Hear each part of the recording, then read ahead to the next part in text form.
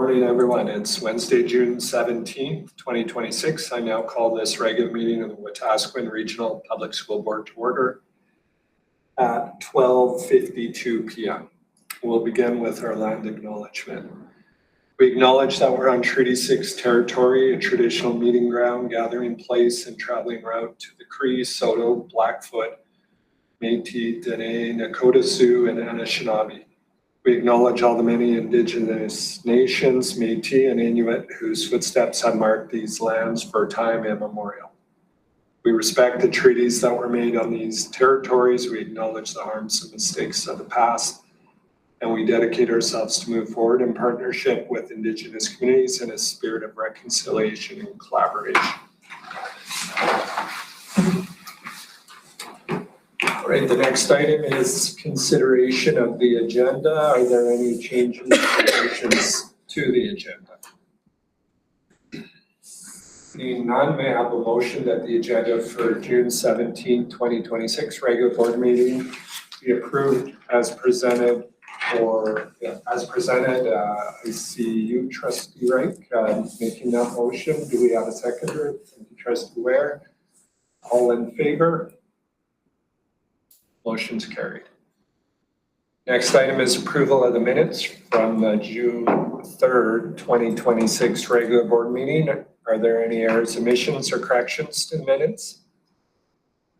Seeing none, may I have a motion that the minutes of the June 3rd, 2026 regular board meeting be approved as presented? Trustee Johnson, make the motion. Do I have a seconder? Trustee Wright, thank you. All in favor? Motion is carried. Right. Moving on to committee reports, I'll call on Trustee Wright to present the Facility and Finance Committee minutes from June 3rd. I guess the Facilities Finance Committee meeting was called to order at 12:38 p.m. on June 3rd, 2026. We had gone through the standing items for the facilities. The items were presented for information only. New items was the new Norwood update. Not much to discuss from the previous meeting. Clear Vista sprinkler system update. Inspection found that there is a lack of insulation in the upper attic. The insulation issue will need to be resolved before a sprinkler system can be selected. AME will advise once they have more information from the architect and the contractor. The school safety grant was the next item. Safety grant funding will be allocated to completed IMR projects, as well as upcoming projects that meet the grant requirements. The majority of the grant should be expensed this school year. It was on to the OHS safety audit results. There was a Norwood compliance report, and the findings were Norwood has now met compliance with OHS safety audit requirements. O&M funding versus operating cost summary. The O&M operations maintenance budget breakdown by school was presented for information purposes. 2026 summer projects, a summary of summer projects was presented. 2 summer students have been hired to assist with the projects. They were actually out painting doors at Queenie yesterday and had to stop to let kids out. So it's nice to see that work was getting done. City playgrounds, there was a discussion occurred regarding safety standard inspections and insurance requirements for donated playgrounds moved onto school property. From there, we went into the finance section. The April 2026 financial statements were presented for information. Under new items, under the business services update, there was a recommended motion that the May 2026 trustee expense claims be approved as presented. There was a CHIPS lease update, new lease for June 1st, 2026 to May 31st, 2027 has been signed. SGF school generated funds audit finding summary. School generated funds audits were performed at Alder Flats, Buck Mountain, Fallen, Griffith, Scott, Queen Elizabeth, Norwood, Parkdale, and Outreach schools. Overall, school generated funds was found to be well managed and administered in accordance with applicable school division policies. Meetings will be held with the principals to review the audit findings and recommendations. School generated funds and school council's presentation was presented for information purposes. The 2026-2027 budget presentation, a one-page summary of the presentation will be drafted for the board approval. Transportation, there was no update, and adjournment, the meeting was adjourned at 2:27 p.m. Two motions. Yeah. Motion, right? The first motion there. Yeah, and then, so the recommended motion that the May 2026 trustee expense claims be approved as presented. All right, so you're making that motion, and trustee Ware, you're seconder. Okay, thank you. Any discussion? Seeing none, the motion on the floor is that the May 2026 trustee expense claims be approved as presented. All in favor? Motion's carried. And a motion that the minutes of the Facilities and Finance Committee meeting held on June 3rd, 2026 be accepted as presented. Right. And that's a seconder, trustee Ware, thank you. All in favor? Motion's carried. Okay, moving on, I will call on trustee Heikert to present education committee minutes from June 10th. All right.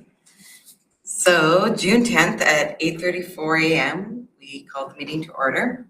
We began with Angela Hambury, principal of Fallen School. Angela Hambury presented the school results report highlighting the school's review of student achievement, attendance, student supports, and assurance measures data to identify strengths and opportunities for growth. Through targeted literacy and numeracy interventions, collaborative staff analysis, and evidence-informed instructional practices, students demonstrated positive growth throughout the year. The report also highlighted strong attendance rates and positive assurance measures results, including high ratings for educational quality, safe and caring schools, student citizenship, and parent engagement. Ms. Hambury noted that the school is continuing to refine its data collection and analysis process to ensure high-quality, meaningful data is available to guide planning, instructional decisions, and student supports in the coming school year. Really a fantastic presentation. Felt that there's a lot of great things going on there. Then we moved into Mike Daly, and he's the principal of Parkdale School, and he presented on the school's WOW, otherwise known as Without Walls Days initiative, which provides monthly experiential thank you. Learning opportunities for students through field trips, land-based learning, cultural experiences, and community connections. The program was developed to increase student engagement, build relationships, and a sense of belonging, expand background knowledge, and support attendance. Mr. Daly shared evidence of the program's positive impact through student reflections, surveys, attendance data, and increased parent involvement. Student feedback indicated stronger feelings of belonging, greater responsibility for learning, and continued confidence in the quality of teaching at Parkdale School. Lots of great fun wins there, and absolutely sounds like a great experience happening all. Then we moved into numeracy with Chris Kerwin, who's the principal of Queen Elizabeth School. He presented to us on the school's grade 7 and 8 mathematics initiative focused on improving student achievement through instructional responsiveness. The program uses pre-assessments, flexible short-term grouping, and collaborative teacher planning to align instruction with student readiness while maintaining grade level expectations. Early results indicate improved student confidence, engagement, and numeracy skills, with the strongest gains seen among students with the greatest learning needs. Mr. Kerman emphasized that the initiative is not about lowering expectations, but about ensuring students receive the right support at the right time through a more responsive and evidence-informed approach to teaching and learning, which I think we all learned quite a bit from that presentation, and it sounds really, really great. We then moved into Jolene Wood, the Administrator of Indigenous Education, Community and Innovation. and she presented on reconciliation and brought us trustees into a wrap-up of our book study, which we as a group read The Five Little Indians by Michelle Good. And on our final gathering to discuss the book, broke into groups and shared what we had learned and our perspectives. Ms. Wood also encouraged us to explore topics regarding Indigenous peoples, both in history as well as present day, to further engage in the calls to action. We then met with Jordan Tinney and we discussed our ongoing governance work, and we adjourned the meeting at 3 p.m. And I'd like to make the motion that the minutes as presented be accepted. Is there any discussion? Again, the motion on the floor is that the minutes of the Education Committee held on June 10th, 2026 be accepted as presented. All in favor? Motion is carried. Okay, moving on to board representative reports. I believe we have two, and both are from Trustee Lethbridge. And I believe we'll begin with Rural School Board Caucus. The latest Rural Caucus meeting was held before the beginning of the ASBA conference in Calgary on May 31st. Many things were discussed, but mainly transportation challenges within rural divisions. I questioned the constant transportation discussion as it is an operations issue and a very small part of our budget. The response was for that rural school divisions, it is not only an operations issue, but also a governance and advocacy issue. Many small remote divisions need extra funding to continue to transport students to their schools. Also discussed was the improvements to the rural small school grant survey. Out of 61 school divisions in Alberta, 42 are rural caucus members. Only 18 divisions had responded to the survey by the deadline date, which I think was a big wake-up call for everybody because the deadline date was extended and they all must have got their stuff in, because I received a draft report on Monday morning of the report, 55 pages long, so that will be shared with everybody when all the committee members have had it, and they will be taken to ASBA for information. I am a firm believer that the Rural Caucus of Alberta School Boards could have a strong voice in rural education when they come together for a common goal. And my next report is from Yellowhead Regional Library, which we had a meeting on Monday. Not a conversation with Yellowhead or within Yellowhead that affects school libraries in particular. Much discussion is around Bill 28, the implementation of new policies and regulations set by the provincial government for public libraries, and implementation of regulations and who is paying for that implementation piece. Also discussed were some new government powers added to the Library Act, which included topics of like inspection authority, who is responsible for cost, who has regulation making power, and the guidelines on materials. Yellowhead, the manager of Yellowhead then went through a mountain of questions that they have for the libraries, ministry, and municipalities in regards to regulations, which are too many to mention. I think there was more than 100 questions. And our next meeting is on October 5th at 10 a.m. Thank you very much. Moving on to board chair report. Since our last meeting, I've been watching for updates from our provincial partners, ASBA and Public School Board Association of Alberta, as well as the follow-up items from ASBA Spring General Meeting. Speaking of the Spring General Meeting, ASBA has shared their post-event resources covering public affairs, trustee roles, labor law, risk management, stakeholder engagement. These are excellent governance tools that will be incredibly useful as we continue to focus on communication, advocacy, and building public confidence.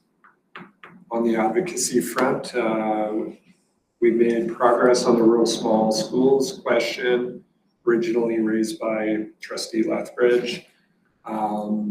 Administration has followed up with Minister Nicolaides regarding home education funding, rural school sustainability, and how heavily small enrollment shifts can impact a division like ours at WRPS.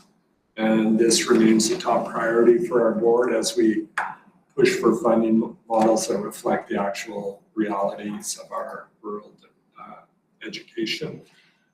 We also received information on the implementation timelines for recent legislative changes affecting education. Administration is reviewing these updates and bring forward any policy or operational adjustments we need to make. And from Public School Board Association of Alberta, we received updates on Alberta's recent national assessment results and some upcoming Public School Board Council opportunities. As always, these insights give us helpful context for our work.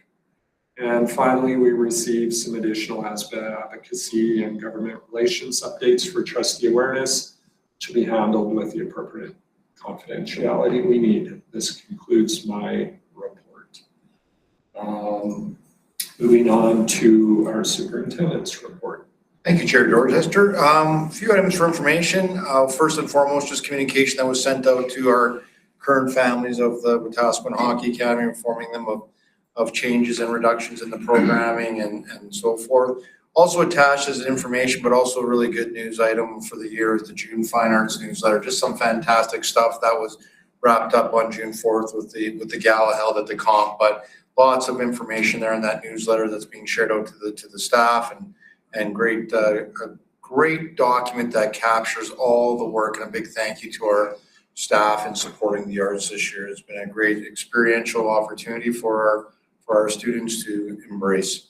Also attached is the budget announcement that Trustee Reich alluded to. We started with a 1 page and then we ended up with 2 pages, but just to try and get as much information as we can, that's been shared out in our website, but it's also got shared out to our staff as well, so they're very aware of some of the financial restraints and challenges that rural school boards are facing at this time. I also put out there for information is the community communication template. You know, it's up to the principals to communicate out, whether it's in their final newsletter or year-end communication, but just a template that we're asking principals to follow with regards to grade level and class size and so on. Also for information, the June 19th National Indigenous Day, as well as summer mental health group programming, which is an 8-week social skills group.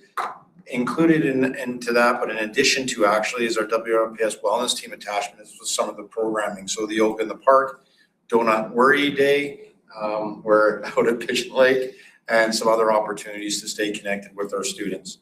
I do have 3 items for action. The first item for action is volunteer appreciation. Every year for the last couple of years, what we've done is we've been able to have a breakfast or a lunch barbecue to say thank you to our volunteers, and we've been able to leverage professional learning day to start off, but this year due to job action and then change in the calendar, we're unable to do so.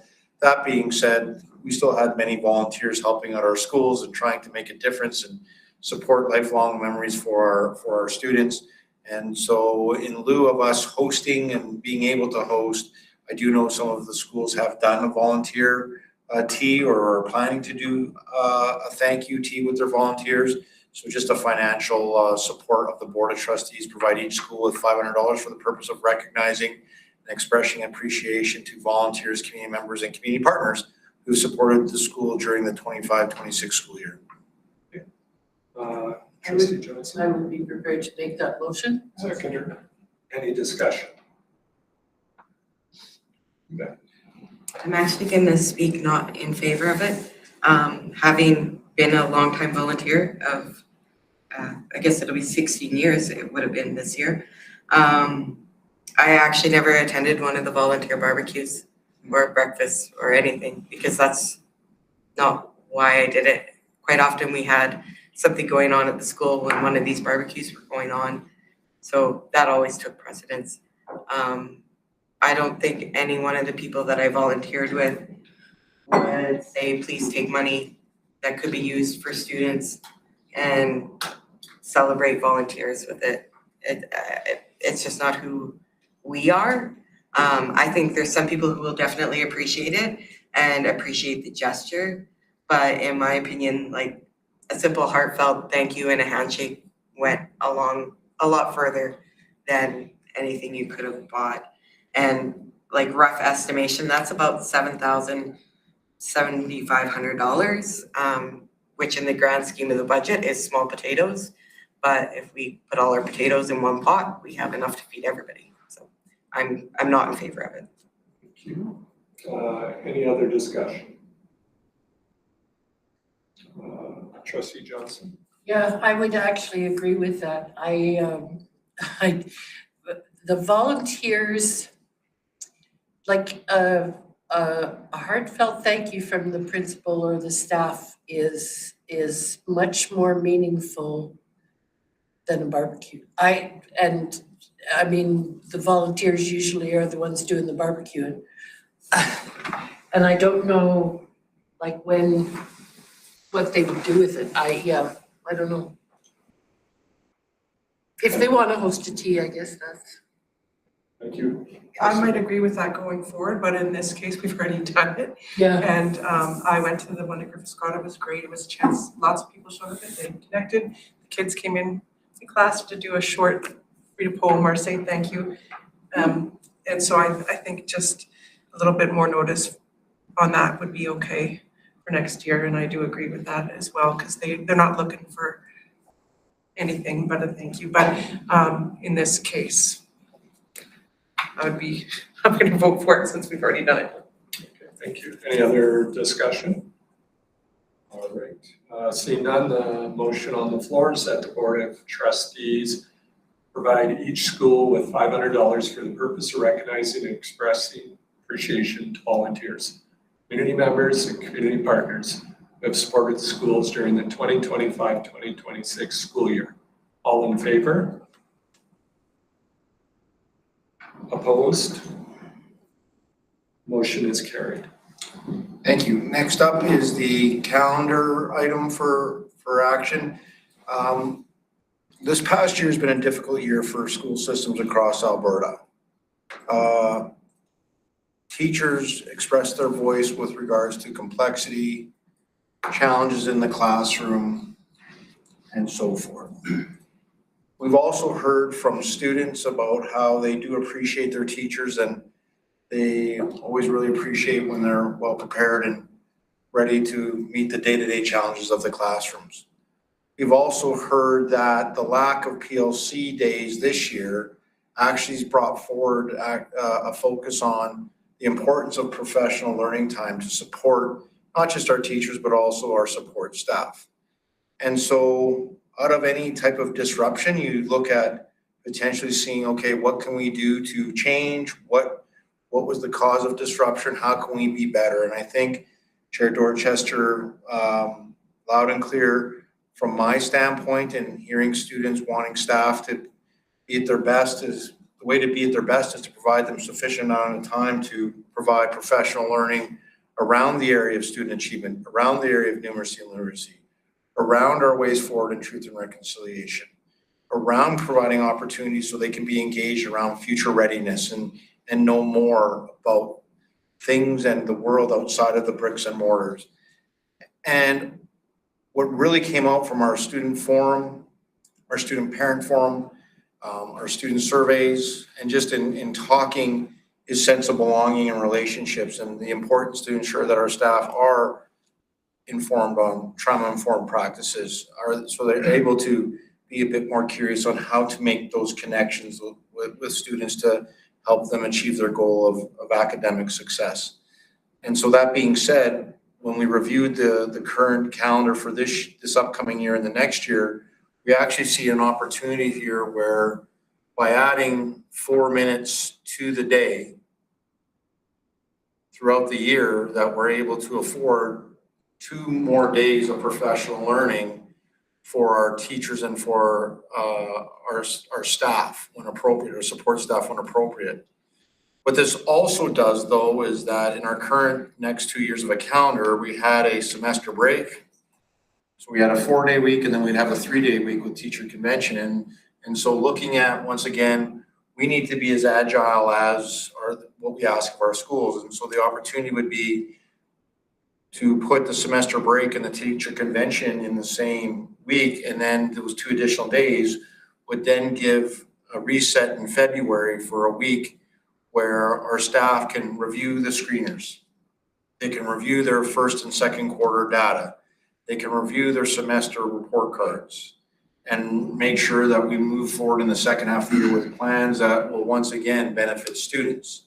At the same time, Trustee Reich and Trustee Heikert were hosting cost meetings, and we have heard from parents that the year has quite the pace, and that, looking for those opportunities to just step back from school and so forth. So I'm looking for a motion that the board would approve the 2026-27 and the 27-28 school calendar as presented, which does reflect 2 additional PLC days in the month of February attached to teacher convention and semester/second quarter break. I'm prepared to make that motion. Thank you, Trustee Baker. Second, thank you, Trustee Ware. Any discussion? Trustee Reich? Yeah, I'd like to bring the board back to the last education committee meeting where we saw 3 schools present on the power that collaboration has with results. If we can afford teachers and staff to spend more time collaborating on, first semester results, how to game plan and come together to move those results forward, to continue to bring our kids to grade level, which is a priority of the board, and what we should strive for, allowing for those extra PLC days, I think is a great idea. When we can also have those staff members have their own break after a long January month, to refocus that energy back into that welcoming atmosphere that kids love and have responded to in our surveys. This is a great idea. Thank you. I think it hits all the technical marks and most of the mom marks, right? And that's a pretty hard thing to balance, right? So we're not going back before September, which that's a big hurrah. And we're not going straight to the 28th of June. So big hurrah there. So I think parents can get on board and support the way the days off are configured. It's not too heavy in one area. It's got a fairly good mix. And I love days off with my children. I didn't raise jerks, so I like to spend time with them. So this is perfect for me. Thank you. Thank you. Any other discussion? Seeing none, the motion on the floor is that the board approve the 2026-2027 and the 2027-2028 school calendars as presented. All in favor? Okay, motion is carried. Finally, the next item for action is that with the approval of the budget, it's time for transportation conversations. Families are looking for what the bus schedules will look like. That being said, every year we have to approve a transportation fee schedule.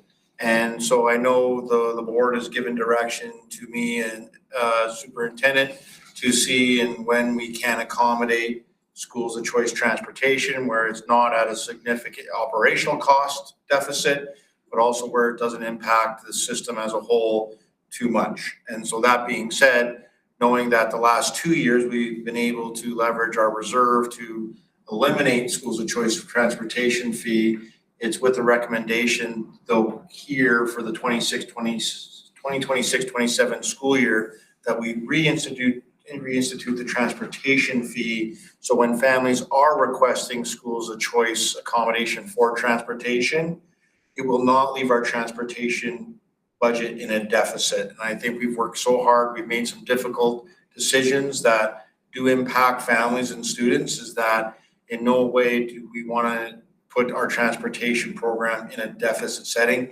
And so this fee is only applicable to those families that would be requesting schools of choice transportation, meaning their designated catchment areas in one school, they've been accepted at another school outside their catchment, but they're asking for consideration to get on a bus when possible. That being said, there would be a fee applicable, providing that the board direct administration to implement and apply transportation fees in accordance with the 2026-2027 transportation fee schedule. All right, is anyone prepared to make that motion? Thank you, Trustee Ware. Do we have a seconder? Thank you, Trustee Johnson. Any discussion?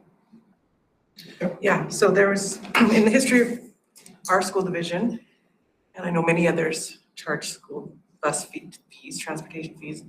There was only 1 year that we had to do this, and it was a tough year, and this is another tough year. So I know some people think we go back and forth and change our minds, but that's not the case. What happens is we don't make a profit.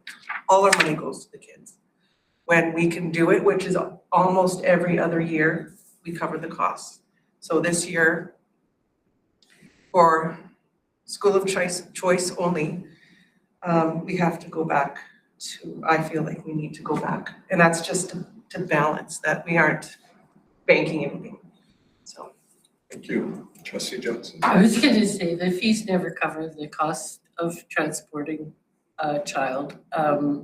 It's basically, and it's not trying to penalize families either. It's just that the fact that there are some times when we try to submit a balanced budget always, and transportation money goes into transportation, and if we're in a deficit position, we need all the help we can get. So it's a minimum cost, I believe, to the people that are in our school division. Trustee Lethbridge. And I think the $400 that we are asking school of choice parents to pay does not cover the whole cost of the transportation for them to go from one school to another. So the cost would be much higher if we didn't subsidize that cost. Thank you. Any other discussion? Okay, seeing none, motions on the floor that the board direct administration to implement and apply transportation fees in accordance with the 2026-2027 transportation fee schedule. All in favor? Okay, motion is carried.